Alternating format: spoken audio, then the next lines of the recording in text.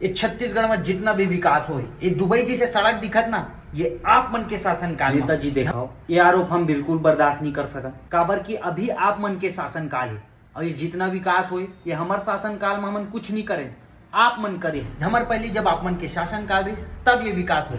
नहीं नहीं नहीं, रोजगार भी आप मन दे हो, नहीं नहीं बिल्कुल, शिक्षा ला बढ़ावा भी आप मन दे हो। हमार सरकार बिल्कुल ऐसे कुछ काम नहीं करे। आप मन के सरकार में अच्छा काम होई से, नहीं नहीं बिल्कुल नहीं, ये आप मन बिल्कुल हमारे ऊपर गलत आरोप लगा दो। हमार पार्टी ऐसे नहीं करे, आप मन के पार्टी करे, पूरा विकास आप मन के पार्टी करे। ये जातिवाद ला हटा के लोकतंत्र कौन बचाइस? नहीं, आप मन के सरकार। अच्छा शिक्षा कौन लाइस? आप मन के सरकार।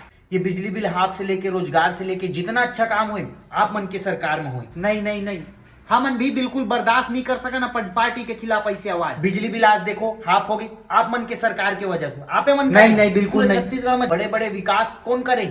आप मन के सरकार करे।